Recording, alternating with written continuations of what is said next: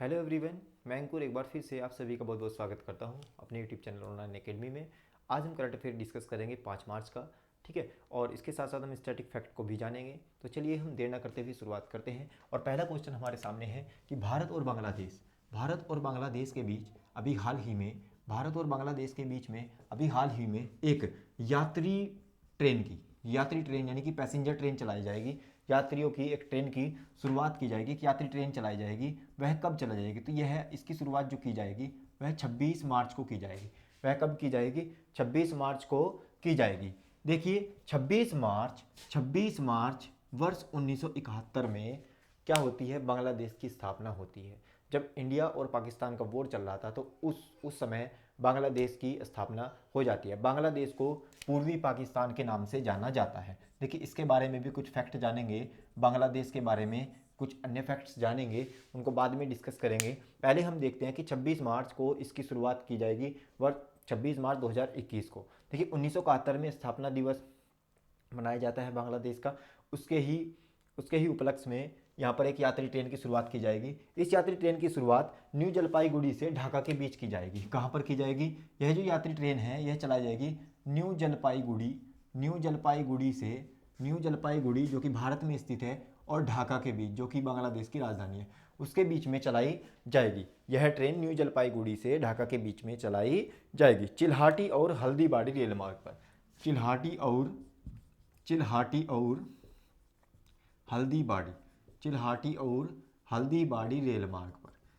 और हल्दीबाड़ी रेल मार्ग पर जो है इस ट्रेन का संचालन किया जाएगा।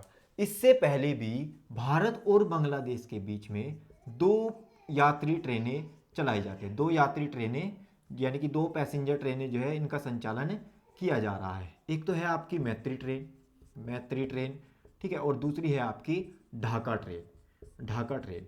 और अब एक और नई यात्री ट्रेन का संचालन किया जाएगा, जो कि न्यू जलपाईगुड़ी और ढाका के बीच में यह ट्रेन चलाई जाएगी। बात बांग्लादेश की करते हैं तो बांग्लादेश को पहले पूर्वी पाकिस्तान कहा जाता था।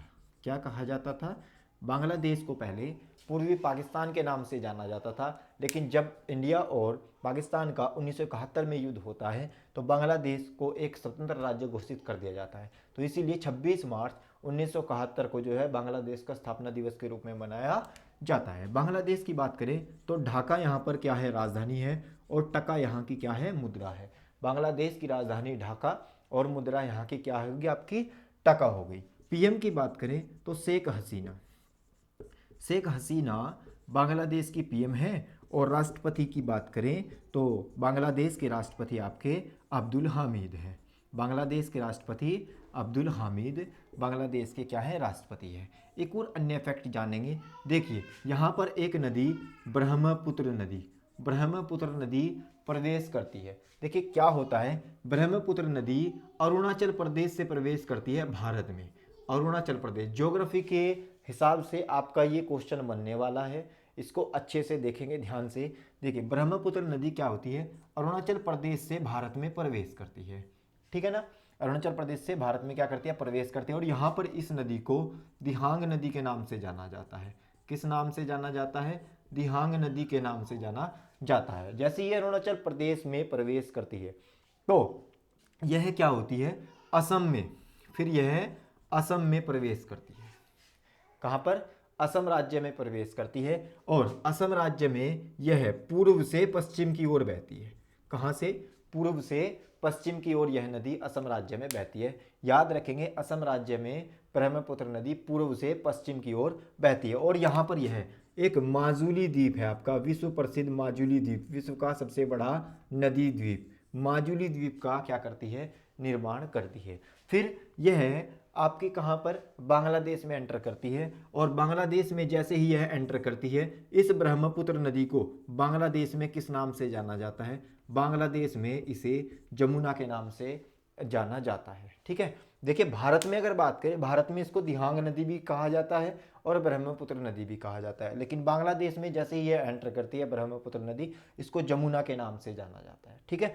बस ये यहाँ तक आप याद रखेंगे। लेकिन क्या होता है कि एक नदी और जिसे हम गंगा के नाम से जानते हैं, गंगा जी, गंगा नदी भारत की जो सबसे बड़ी नदी है गंगा नदी, बात करते हैं तो जब यह एंटर करती है और जब ये बांग्लादेश में प्रवेश करती है, गंगा नदी जब बांग्लादेश में प्रवेश करती है तो इसको जो है पद्मा के नाम से जाना जाता है। किसके?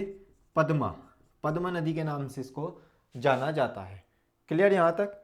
ठीक है, इसको जो है पद्मा नदी के नाम से जाना जाता है। और इधर आपकी ये ब्रह्मपुत्र नदी आती है, तो इधर से आपकी ये गंगा नदी जिसको पद्मा के नाम से जाना जाता है बांग्लादेश में एंटर करते हैं। और जब ये मिलती हैं दोनों तो इन नदियों को जो है पद्मा प्लस जमुना, तो इसको जो है मेघना के नाम से जाना जाता है। किस नाम से जाना जाता है? मेघना के नाम से। किस नाम से? मेघना नदी के नाम से। देखिए यहाँ से ज्योग्राफी के हिसाब से बहुत अच्छा क्वेश्चन बनने वाला है कि जब जमुना और पद्मा का संगम होता है तो कौन सी नदी बनती है? मेघना नदी के नाम से इसको बांग्लादेश में जाना जाता है। मेघना नदी बनने से पहले यह सुंदरबन डेल्टा का निर्माण करती है। किसका निर्माण करती है? सुंदरबन डेल्टा का निर्माण करते हैं। क्लियर यहाँ तक? आशा करता हूँ ये समझ में आपके आ गया होगा। ठीक है, क्लियर यहाँ तक?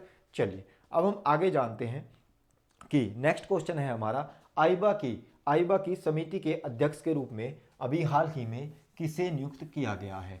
आईबा की समिति के अध्यक्ष के रूप में, क्लियर, किसे नियुक्त किया गया है? तो देखिए आईबा संबंधित किससे है? आईबा की बात करें तो आईबा की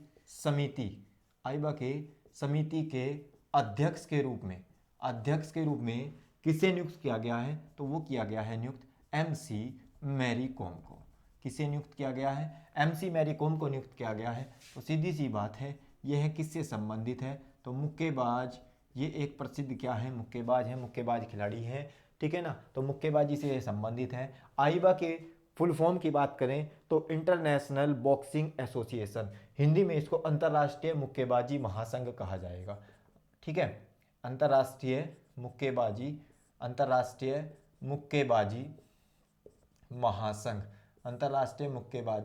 महासंघ, इसकी स्थापना वर्ष 1946 में होती है।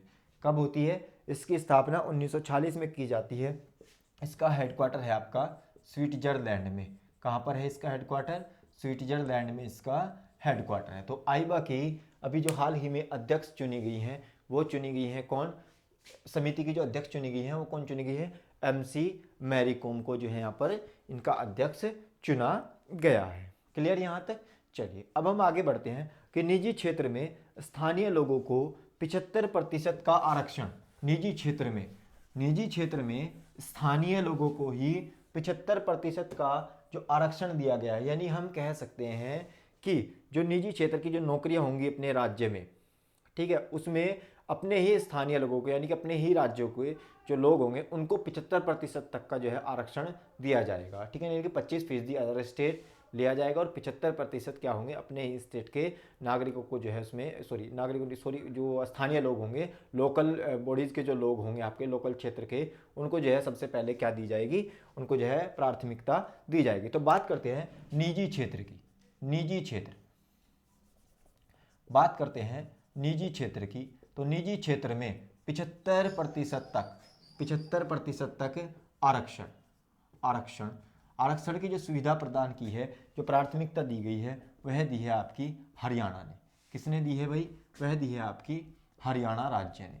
क्लियर यहाँ तक? तो क्या होगा, जो आपकी लोकल बॉडीज़ होंगी, लोकल क्षेत्र के जो लोग होंगे, उनको जो है नौकरी में निजी क्षेत्र की जो नौकरियां होंगी उनमें 75% तक क्या दिया जाएगा? आरक्षण प्रदान किया जाएगा।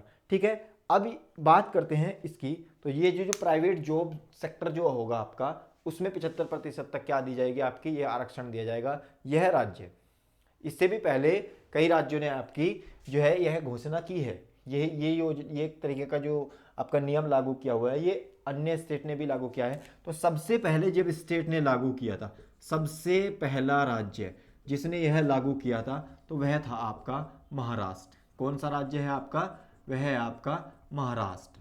ठीक है ना, तो महाराष्ट्र ने सबसे पहले यह नियम अपने राज्य में लागू किया था। यह लागू किया था वर्ष 1968 में। कब लागू किया गया था? वर्ष 1968 में महाराष्ट्र ने लागू कर दिया था। उसके बाद हिमाचल ने और उसके बाद उड़ीसा ने लागू किया। उसके बाद हिमाचल प्रदेश ने फिर आपका उड़ीसा ने लागू किया। ठीक है, हिमाचल प्रदेश ने किया था वर्ष 2004 में, और उड़ीसा ने किया वर्ष 2008 में। वर्ष 2008 में उड़ीसा राज्य ने यह लागू कर दिया था। बात करें उसके बाद फिर जो है आपके एमपी ने, मध्य प्रदेश ने वर्ष 2014 में लागू किया। तो फिर उसके बाद में लागू करता है आपका आंध्र प्रदेश वर्ष 2019 में। आंध्र प्रदेश फिर करता है आपका वर्ष 2019 में, और इसके बाद अब जो लागू किया है आपका वर्ष 2021 में, तो वर्ष 2021 में लागू कर दिया है आपका हरियाणा राज्य ने। क्लियर यहाँ तक? इसको हम याद रखेंगे कि निजी क्षेत्र में 75% तक का जो आरक्षण दिया है वो आपका हरियाणा राज्य ने दिया है। क्लियर यहाँ तक? चलते हैं अब आगे हमारा दिया हुआ है। अब हम स्टेट हरियाणा के बारे में जानेंगे। कुछ स्टैटिक फैक्ट हैं, देखिए यहीं पे देख लेते हैं। हरियाणा के बारे में हम कुछ स्टैटिक फैक्ट देख लेते हैं। हरियाणा ठीक है ना।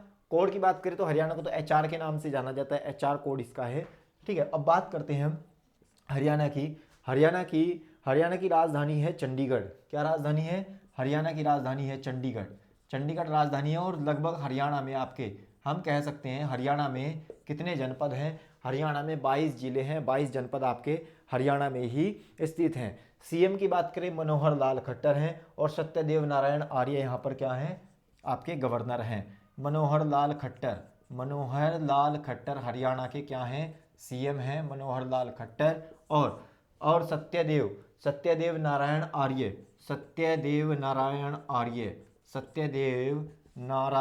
आर्य यहाँ पर क्या है? आपके गवर्नर हैं। ठीक है, सत्यदेव नारायण आर्य। देखिए यहाँ पर नेशनल पार्क भी हैं। एक आपका सुल्तान नेशनल पार्क है यहीं पर, Sultanpur national park, Kalesar national park, Sultanpur national park यहीं पर ही स्थित हैं। सुल्तानपुर, इसको याद रखेंगे। सुल्तान नेशनल पार्क, ये सुल्तानपुर नेशनल पार्क आपका कहाँ पर स्थित है? यह आपका हरियाणा राज्य में ही स्थित है। क्लियर यहाँ तक? अब चलिए आगे हरियाणा से संबंधित हम बात करते हैं। हरियाणा की जो सबसे बड़ा जो शहर है, लार्जेस्ट सिटी की बात करें, बड़ा शहर, ठीक है ना, वह है आपका फरीदाबाद। इसको याद रखेंगे, फरीदाबाद हरियाणा का सबसे बड़ा शहर है। अभी हाल ही में बात करें एनीमिया मुक्त रैंकिंग जारी की गई थी। एनीमिया मुक्त रैंकिंग में हरियाणा टॉप पर रहा। हरियाणा कहाँ पर रहा? हरियाणा ने टॉप किया। फिर अब कुछ हिस्ट्री से संबंधित 2 फैक्ट हैं आपके, याद रखेंगे। एक आपका राखीगढ़ी एक स्थान है, राखीगढ़ी जो कि हिसार जनपद में पड़ता है, और एक है आपका बनवाली जो कि आपका फतेहाबाद में पड़ता है। राखीगढ़ी और एक पड़ता है आपका बनवाली। ठीक है, ये दोनों स्थान याद रखेंगे।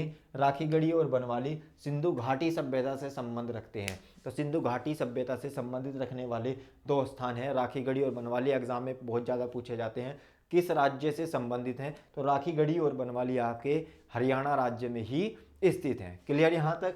चलिए अब हम आगे बात करते हैं। आगे नेक्स्ट क्वेश्चन दिया हुआ है। अभी हाल ही में राष्ट्रीय सुरक्षा दिवस मनाया गया। हाल ही में क्या मनाया गया? राष्ट्रीय सुरक्षा दिवस मनाया गया। एक फैक्ट और लिख लीजिए आप। हरियाणा में क्या है कि सबसे कम शिशु लिंगानुपात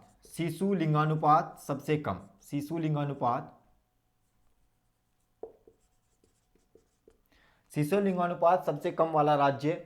और बात करें नॉर्मल लिंगानुपात में भी, लिंगानुपात भी सबसे कम किस राज्य का है? वह भी आपका हरियाणा का है। शिशु लिंगानुपात की बात करें तो शिशु लिंगानुपात है आपका 834 प्रति 1000, यानी कि 834 प्रति 1000। और लिंगानुपात की बात करें तो लिंगानुपात है आपका 879 प्रति 1000।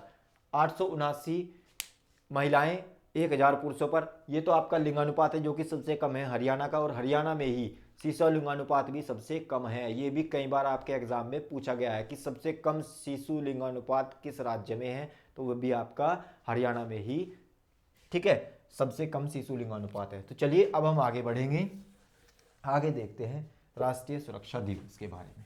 तो अभी हाल ही में 4 मार्च को राष्ट्रीय सुरक्षा दिवस मनाया गया। ठीक है, अभी हाल ही में 4 मार्च को राष्ट्रीय सुरक्षा दिवस मनाया गया। देखिए यह 4 मार्च को क्यों मनाया जाता है? राष्ट्रीय सुरक्षा दिवस अभी हाल ही में कब मनाया गया? 4 मार्च को राष्ट्रीय सुरक्षा दिवस मनाया गया। क्लियर। देखिए राष्ट्रीय सुरक्षा परिषद की राष्ट्रीय सुरक्षा परिषद की स्थापना की गई थी इस दिन। राष्ट्रीय सुरक्षा परिषद की स्थापना हुई थी 4 मार्च को, ठीक है ना। 4 मार्च 1972 में राष्ट्रीय सुरक्षा परिषद की स्थापना की जाती है और इसी दिन से राष्ट्रीय सुरक्षा दिवस मनाया जाता है, ठीक है। बात करें राष्ट्रीय सुरक्षा सलाहकार कौन है वर्तमान में? राष्ट्रीय सुरक्षा सलाहकार कौन है अभी वर्तमान में? अजीत डोभाल जी। कौन है? अजीत डोभाल जी वर्तमान में राष्ट्रीय सुरक्षा सलाहकार हैं। अजीत डोभाल जी क्या है वर्तमान में? राष्ट्रीय सुरक्षा सलाहकार हैं। अभी यह दिवस मनाया गया है तो इसकी जो थीम है राष्ट्रीय सुरक्षा दिवस की जो थीम है वह है आपकी सड़क सुरक्षा। इसको याद रखेंगे, इंपॉर्टेंट। जो भी हाल ही में राष्ट्रीय सुरक्षा दिवस मनाया गया 4 मार्च को, तो सड़क सुरक्षा, रोड सेफ्टी इसकी क्या है? आपकी थीम है भाई, ठीक है। और राष्ट्रीय सुरक्षा सलाहकार कौन है वर्तमान में? अजीत डोभाल जी राष्ट्रीय सुरक्षा सलाहकार है। इससे पहले अभी 3 मार्च को वन्यजीव संरक्षण दिवस मनाया गया। 3 मार्च को। क्लियर, इसको याद रखेंगे। वर्ल्ड, ठीक है ना, विश्व वन्यजीव वर्ल्ड वाइल्ड लाइफ, ठीक है, संरक्षण दिवस जो आपका मनाया गया 3 मार्च को। क्लियर यहाँ तक? चलिए अब हम आगे बढ़ते हैं और आगे देखते हैं नेक्स्ट क्वेश्चन अब हमारा। उदयपुर विज्ञान केंद्र का उद्घाटन किया गया अभी, तो यह किस राज्य में किया गया? उदयपुर, ठीक है ना। तो उदयपुर आपका त्रिपुरा में है, ठीक है। उदयपुर कृषि विज्ञान केंद्र का क्या किया गया? उद्घाटन किया गया। याद रखेंगे उदयपुर कृषि विज्ञान केंद्र, इसका उद्घाटन अभी हाल ही में किस राज्य में किया गया? तो इसका किया गया है उद्घाटन त्रिपुरा राज्य में। क्लियर यहाँ तक? त्रिपुरा राज्य में कृषि विज्ञान केंद्र उदयपुर का उद्घाटन किया गया है, ठीक है। और बात करें त्रिपुरा की राजधानी है अगरतला। त्रिपुरा से संबंधित कुछ फैक्ट देखते हैं। राजधानी क्या है त्रिपुरा की? अगरतला। त्रिपुरा की राजधानी अगरतला और सीएम है बिप्लब कुमार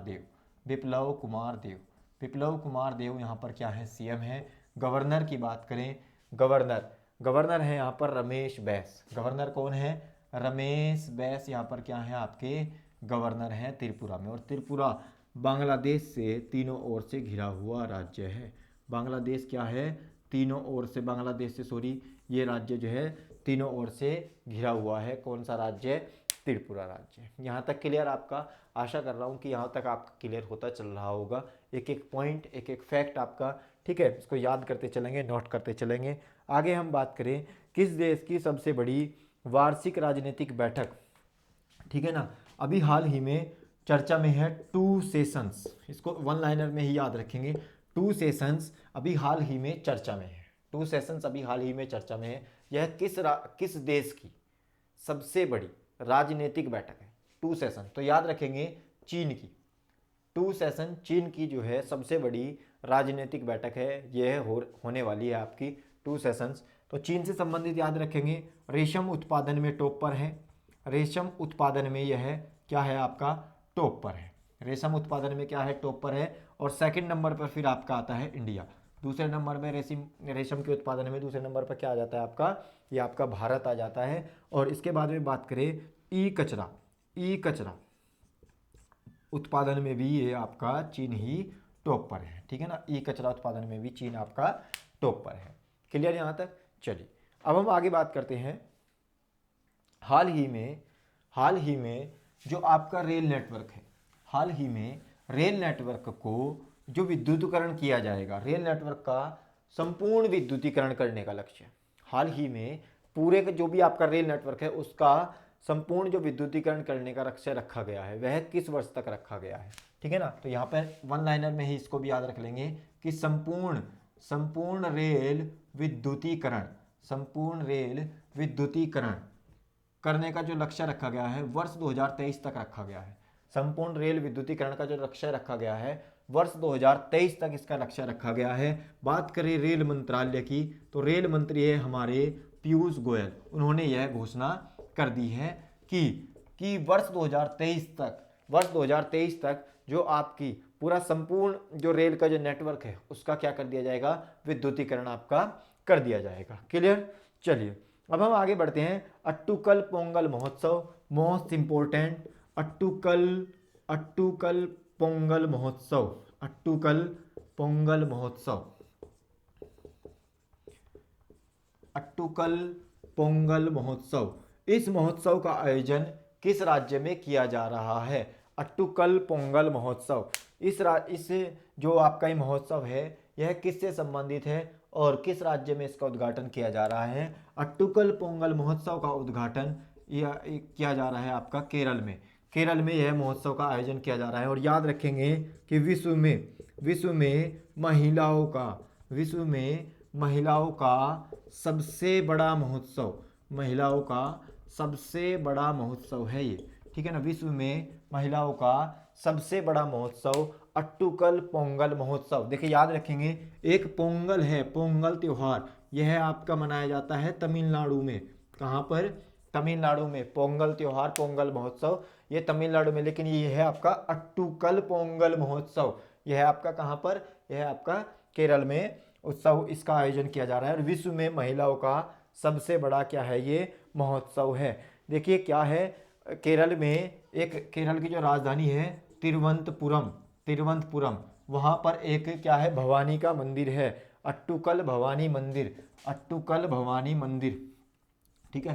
क्या है वहाँ पर? अट्टुकल भवानी मंदिर है, एक प्रसिद्ध भवानी मंदिर है। इस मंदिर में केवल और केवल महिलाओं को ही जाने की अनुमति है, महिलाओं को। इस पर क्या होता है, इसमें महिलाओं को ही जाने की क्या है, अनुमति दी गई है। इसमें केवल जो प्रवेश करती हैं वो महिला ही प्रवेश करती हैं। अट्टुकल भवानी मंदिर जो कि आपका कहाँ है, केरल में है। और अट्टुकल पोंगल महोत्सव यह इसी मंदिर से संबंधित है, यहीं पर इस उत्सव का आयोजन किया जा रहा है, ठीक है। और विश्व में महिलाओं का सबसे बड़ा ये क्या है, महोत्सव है। इसको जो है इस मंदिर को सबरीमाला, महिलाओं का सबरीमाला मंदिर कहा जाता है। महिलाओं का सबरीमाला मंदिर जो है, इस मंदिर को कहा जाता है महिलाओं का सबरीमाला मंदिर। तो अट्टुकल पोंगल महोत्सव विश्व का महिलाओं का सबसे बड़ा महोत्सव है, जो कि आपका केरल राज्य में जो है उत्सव इसका किया जा रहा है। केरल से संबंधित कुछ हम अन्य फैक्ट जानेंगे। चलिए केरल की बात करें तो राजधानी तिरुवनंतपुरम है और सीएम है यहाँ पर पिनाराई विजयन, ठीक है। सीएम यहाँ पर कौन है? सीएम है आपके पिनाराई विजयन। चलिए बात करते हैं केरल की। केरल की राजधानी की बात करें तो तिरुवनंतपुरम यहाँ पर केरल की राजधानी है। सीएम की बात करें, सीएम यहाँ पर है आपके पिनाराई विजयन, पिनाराई विजयन या पी विजयन। गवर्नर की बात करें तो आरिफ मोहम्मद खान यहाँ पर क्या है, गवर्नर हैं। केरल में एक अनाईमुद्दी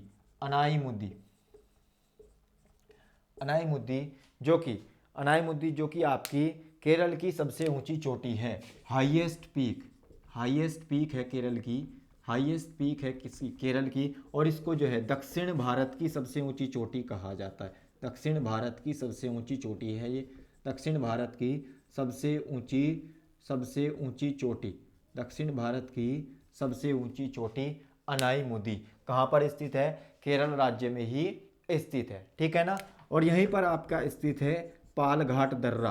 क्या है? पालघाट दर्रा। देखिए ज्योग्राफी के हिसाब से अच्छे क्वेश्चन है आपके पेपर में आने की इनकी पूरी उम्मीद है। पालघाट दर्रा क्या है आपका? यह केरल और तमिलनाडु राज्य को अलग करता है, पालघाट दर्रा, ठीक है। तमिलनाडु और केरल की जो है सीमाओं पर स्थित है पालघाट दर्रा। और अनाईमुदी जो कि केरल की सबसे ऊंची चोटी है, अन्नामलाई श्रेणियों में स्थित है। कहाँ पर?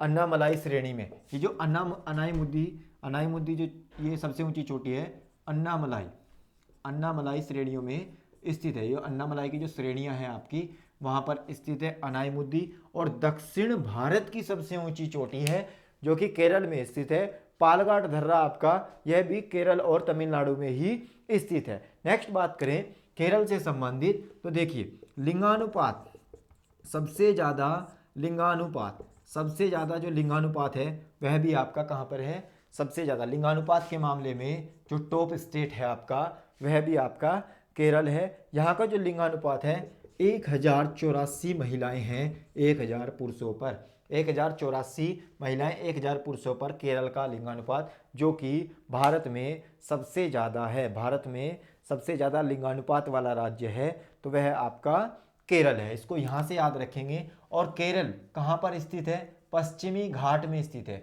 समझने का इसको प्रयास करेंगे। ये आपका इंडिया हो गया, तो ये आपका पूर्वी घाट है, तो ये आपका पश्चिमी घाट है, और यहाँ पर ये तमिलनाडु है और यहाँ पर आपका केरल पड़ता है। और कह सकते हैं हम कि ये जो पूरा एरिया है ये आपका पश्चिमी घाट का ही एरिया आता है, पश्चिमी घाट का जो है क्षेत्र है आपका। और अनाईमुदी दक्षिण भारत की सबसे ऊंची चोटी है। क्लियर यहाँ तक। केरल में कथकली, केरल में कथकली, केरल में ही आपका कथकली और मोहिनी अट्टम, मोहिनी अट्टम ये आपके शास्त्रीय नृत्य हैं। मोहिनी अट्टम आपके ये हैं क्लासिकल डांस, ठीक है। कथकली और मोहिनी अट्टम ये केरल से संबंधित कुछ फैक्ट थे। राजधानी तिरुवनंतपुरम, सीएम पिनाराई विजयन, गवर्नर मोहम्मद आरिफ खान और अनाईमुदी केरल की सबसे ऊंची चोटी है। दक्षिण भारत की सबसे ऊंची चोटी है। पालघाट दर्रा केरल और तमिलनाडु के बीच में पड़ता है आपका, पालघाट दर्रा केरल राज्य में स्थित है। कथकली और मोहिनी अट्टम यहाँ के शास्त्रीय नृत्य हैं। सबसे टॉप मोस्ट जो राज्य है लिंगानुपात के मामले में तो वह आपका केरल है, ठीक है। 1084 प्रति जो है 1000 पुरुषों पर 1084 महिलाएं आपकी इस यहाँ पर हैं। चलिए आगे हम बात करें नेक्स्ट। और ये क्वेश्चन दिया हुआ है हमारे पास में, अभी हाल ही में ईज ऑफ डूइंग इंडेक्स जारी किया गया है। यह इंडेक्स किसके द्वारा जारी किया जाता है और इसमें टॉप पर कौन रहा? Ease of living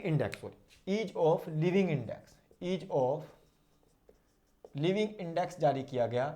living index जो है जारी किया गया है, इंडेक्स जारी किया गया वर्ष 2020 के लिए।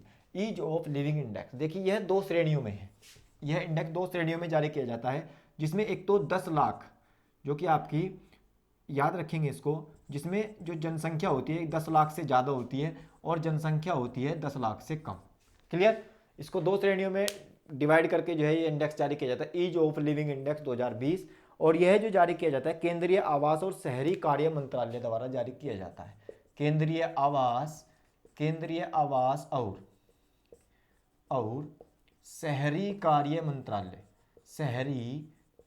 मंत्रालय के द्वारा यह इंडेक्स जारी किया जाता है, ठीक है। अभी हाल ही में इसके जो मंत्री हैं हरदीप सिंह पुरी जी हैं। कौन है? हरदीप सिंह पुरी।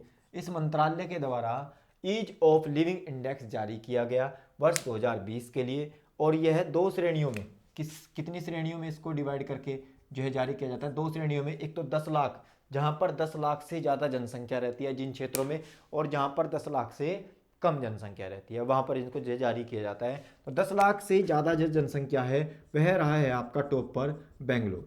कौन रहा है? बेंगलुरु रहा है। और 10 लाख से कम जनसंख्या वाला जो रहा है आपका शहर वह रहा है आपका शिमला। बेंगलुरु को एक उभरता हुआ हम कह सकते हैं हब कहा जा रहा है, टेक हब। इसको सबसे बड़ा क्या माना गया है? विश्व का टेक हब माना जाता है, सबसे बड़ा टेक हब है बेंगलुरु। कर्नाटक की राजधानी भी है। तो इसको जो है क्या कहा गया है, ये 10 लाख प्लस जो जनसंख्या है उसके मामले में, ईज ऑफ लिविंग इंडेक्स के मामले में टॉप पर रहा है। और हिमाचल की प्रदेश की जो राजधानी है आपकी शिमला, ठीक है, इसको जो है 10 लाख से जो जनसंख्या कम है उसके मामले में जो है ईज ऑफ लिविंग के मामले में जो है ये आपका टॉप पर रहा है, ठीक है। इसी के साथ साथ आपका नगर पालिका सूचकांक भी जारी किया गया है। नगर पालिका सूचकांक इसकी भी ऐसे ही इसी प्रकार जैसे मैंने दो श्रेणियों में इसको डिवाइड किया है। दो प्रकार की इसकी कैटेगरी थी, एक तो आपकी 10 लाख से ज़्यादा और एक 10 लाख से कम। 10 लाख से ज़्यादा वाले में आपका इंदौर, 10 लाख से ज़्यादा वाले में आपका जो रहा है इंदौर नगर पालिका इस सूचकांक के हिसाब से जो है ईज ऑफ लिविंग इंडेक्स मामले में टॉप पर रहा है। और 10 लाख से कम जनसंख्या के मामले में रहा है आपका दिल्ली, ठीक है ना, नई दिल्ली नगर पालिका जो है टॉप पर रही है। क्लियर यहाँ तक? चलिए अब हम नेक्स्ट बात करें। अभी हाल ही में अंतर्राष्ट्रीय बाजरा वर्ष घोषित किया गया है। अंतर्राष्ट्रीय बाजरा वर्ष घोषित कर दिया गया है, यह किसके द्वारा घोषित किया गया? यह किया गया संयुक्त राष्ट्र महासभा द्वारा, ठीक है ना। अंतरराष्ट्रीय अंतरराष्ट्रीय अंतरराष्ट्रीय बाजरा वर्ष घोषित किया गया है, तो किया गया है 2023 को अंतरराष्ट्रीय बाजरा वर्ष घोषित कर दिया गया है संयुक्त राष्ट्र महासभा के द्वारा। संयुक्त राष्ट्र महासभा के द्वारा इसको जो है घोषित किया गया है। संयुक्त राष्ट्र महासभा के द्वारा अंतरराष्ट्रीय बाजरा वर्ष घोषित किया गया है वर्ष 2023 को। क्लियर? इसको हम यहाँ से याद रखेंगे। देखिए, अगर बात करें बाजरे की, बाजरा एक प्रकार का क्या है? मोटा अनाज है। बाजरा मोटा अनाज है आपका, ठीक है ना, और एनर्जी देता है, सबसे अधिक एनर्जी आपकी देता है, यानी कि ऊर्जा मैक्सिमम देता है, सर्वाधिक ऊर्जा देता है। टॉप प्रोडक्शन की बात करें तो टॉप उत्पादन है जो आपका महाराष्ट्र का, वह है आपका टॉप उत्पादन जो है किसका? बाजरे का, तो वो किया जाता है आपका राजस्थान में, फिर आपका होता है कहाँ पर? महाराष्ट्र में, फिर आपका होता है कहाँ पर? गुजरात में, ठीक है। तो सबसे ज़्यादा अगर हम टॉप की बात करें तो राजस्थान में सबसे ज़्यादा बाजरा का जो है उत्पादन किया जाता है। अंतर्राष्ट्रीय बाजरा वर्ष 2023 को संयुक्त राष्ट्र महासभा के द्वारा घोषित कर दिया गया है। बाजरे को जो है पोषक तत्व का खजाना कहा जाता है। पोषक तत्वों का खजाना जो है वह किस खाद्य पदार्थ को कहा जाता है? तो वह कहा जाता है आपका बाजरा को। क्लियर? तो ये कुछ आपका आज का करंट अफेयर था। आशा करता हूँ सभी को जो है पसंद आया हो, तो वीडियो को जरा लाइक करें और चैनल को प्लीज़ सब्सक्राइब कर दें। आपका सपोर्ट हमारे लिए बड़ा महत्वपूर्ण होता है। थैंक यू, धन्यवाद, जय हिंद।